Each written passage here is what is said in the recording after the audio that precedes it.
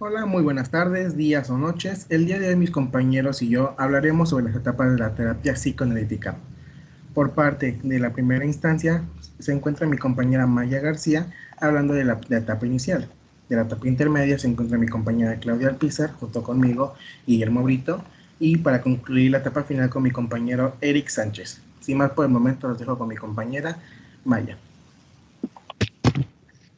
Hola, buenas tardes. En la entrevista y en la evaluación hay que tomar nota mentalmente de toda actitud del paciente, desde su llamada a su estado en la sala de espera, su entrada en el consultorio, su saludo, su manera de tomar asiento, desde el momento aún antes de iniciar oficialmente la psicoterapia. Todas y cada una de las transiciones producidas pueden tener implicaciones significativas para su futuro desarrollo. Es importante escuchar con atención su motivo de consulta y el motivo que lo impulsa a comenzar este tratamiento. Para determinar el encuadre, los horarios y los honorarios deben discutirse desde la primera sesión. Si el paciente no lo hace, recae en el terapeuta esta responsabilidad de introducir el tema, aun cuando para hacerlo deba interrumpir el desarrollo de una sesión. Una vez fijados los honorarios e informado al paciente sobre el modo en que deberá pagarle, deberá plantearse el problema del pago de las sesiones que por un motivo u otro el paciente no pueda asistir. La duración de la terapia, esto se plantea más en la parte intermedia, ya que propicia a tratar más este tema. La finalización de una sesión se puede dar, por ejemplo, con una seña invariable que puede ser por decir ya es la hora, seguiremos la próxima vez, en vez de decir me temo que debamos interrumpir aquí, me temo que ya sea hora, ya que esto podría como implicar un cierto sentido de lamento. En las interpretaciones y sus principios, las interpretaciones es esta comunicación verbal explícita que el psicoanalista hace del paciente, de la comprensión procesada de los contenidos inconscientes de este con el objetivo de ayudarlo a ser consciente lo inconsciente.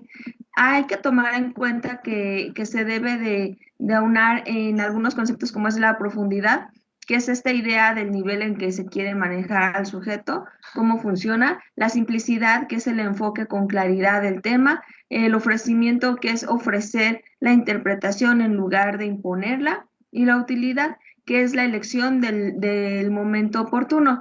El consejo implícito en la interpretación, el terapeuta debe evitar los juicios de valor moral, ya sea bueno o malo, sobre las actitudes de su paciente. Y la crítica implícita en la interpretación, las críticas constructivas pueden también provocar heridas, aunque su objetivo sea simplemente el de dar como una clarificación, pero esto a su vez puede ser un poco doloroso. Pasando a la etapa intermedia, lo que se debe hacer en ella, en esta etapa se debe formular, elaborar y repetir interpretaciones. Es común que la neurosis de transferencia se intensifique y ejerza una mayor fuerza sobre el paciente. Es decir, que el paciente va a tener no va a querer aceptar el cambio.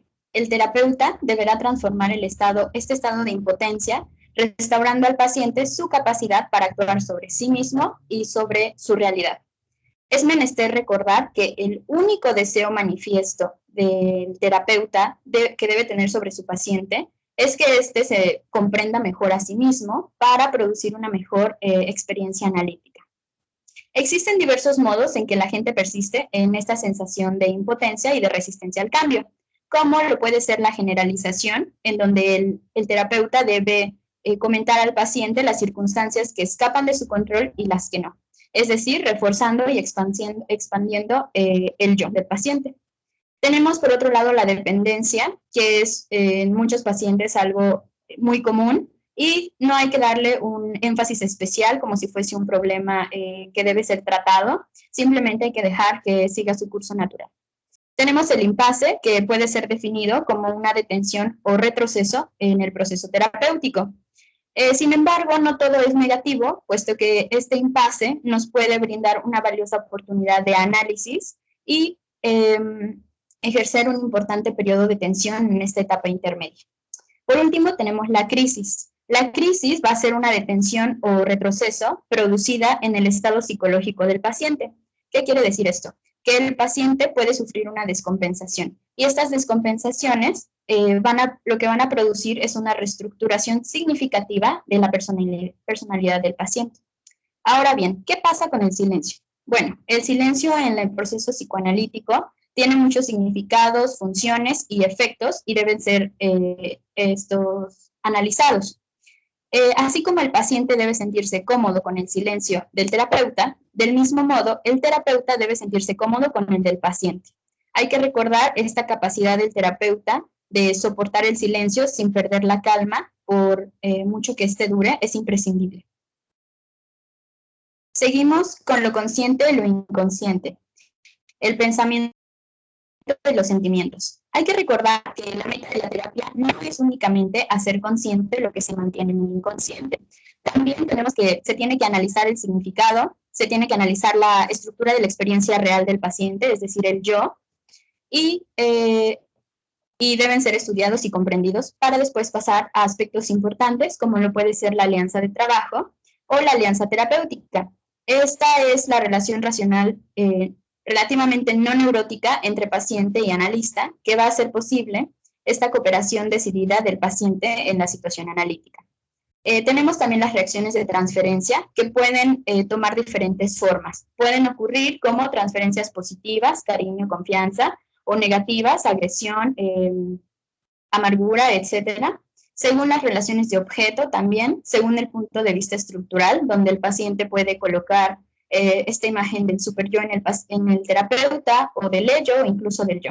Y también según la identificación. Tenemos, por otro lado, la resistencia de transferencia, que también pueden ser variadas. Existen reacciones de transferencia defensivas, generalizadas, y de actuación de reacciones de transferencia.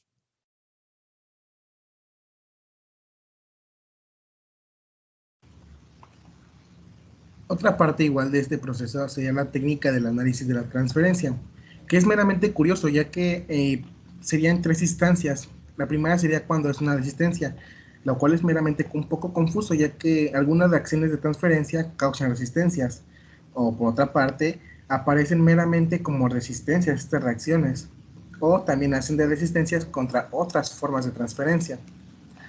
También podría ser cuando nuestra intervención añadirá un nuevo insight por parte del paciente, que como manera de retroalimentación, el insight es cuando los pacientes tienen esta capacidad de regresar en sus pensamientos más profundos y tener más recuerdos. Y pues en esta parte, en las situaciones de transferencia, que son transparentes en su significado para el analista, pero son oscuras para el paciente, y cuyo significado sería accesible para el paciente meramente. Y por tercero sería cuando se alcanza un nivel óptimo de intensidad.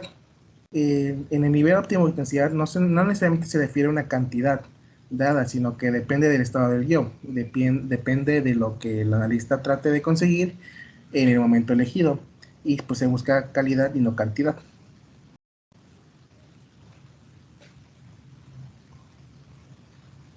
Por otra parte, también mencionaré un poco de los pasos técnicos para el análisis de la transferencia.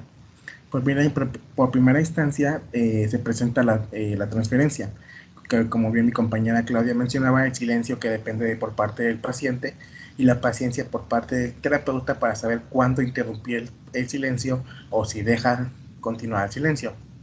Otra sería la confrontación y la aplicación de la evidencia que se obtuvo en la sesión.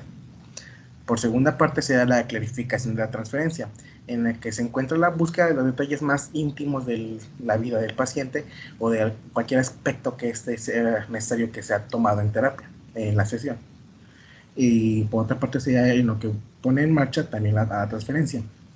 Por tercera instancia sería la interpretación de la transferencia, ya que el estudio de los efectos, impulsos y actitudes dependerá mucho del paciente, puesto que esto favorecerá la búsqueda de los antecedentes de la figura transferencial y por ende la exploración de fantasías que se lleguen a presentar en la transferencia. Y por último sería la elaboración o traslaboración de las interpretaciones de transferencia, que es cuando se consideran las bases teóricas y procedimientos técnicos para la investigación y construcción del proceso terapéutico.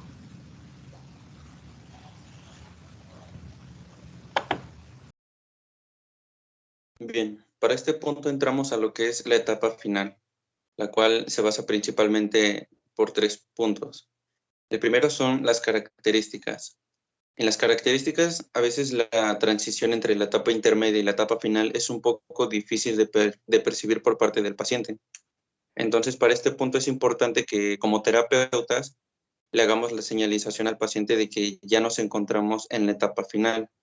Incluso también esta etapa no significa que sean sesiones solamente de 1 mes o de 2 sesiones, sino que incluso puede llegar a tardar hasta 1 año. Algunos de los problemas que presenta esta etapa es que incluso el terapeuta puede experimentar una serie de sentimientos confusos acerca de lo que es la etapa final, de que si realmente está en la finalización del proceso o incluso puede quererla terminar un poco antes.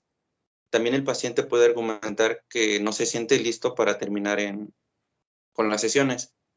Al no sentirse listo, puede confundir el paciente lo que es la autonomía y la separación, ya que el paciente puede generar cierta dependencia con el terapeuta. Entonces, al generar esa dependencia, puede sentirse incapaz e incluso también negar la separación. En este punto también el ser libre y autónomo significa que el paciente ha aprendido o puede procesar de mejor manera la separación. Ya para este punto es importante lo que nos deja la terapia analítica. Incluso la etapa final no debe estar totalmente dedicada a lo que es el problema de la separación.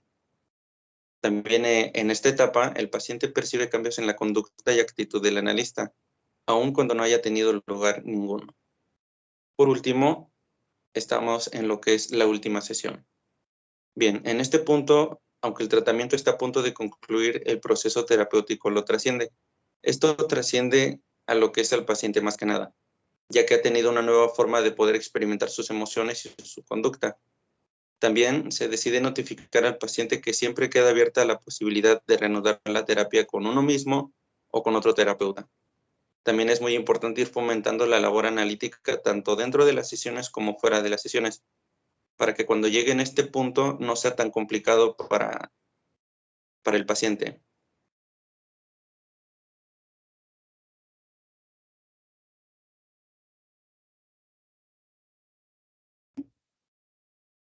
Ahora bien, y a forma de breve conclusión, hemos de hacer hincapié en la importancia que tiene el terapeuta a la hora de llevar a cabo una terapia, puesto que factores de importancia estarán vigentes de principio a fin durante este proceso del paciente. Asimismo, queremos mencionar la importancia que tiene una persona a la hora de llevar a cabo un proceso terapéutico, puesto que la persona que decide iniciar su proceso puede acceder a una apertura total de lo que puede poner en contacto con su realidad interna, puede serle doloroso. Sin más, sería todo de nuestra parte. Muchas gracias.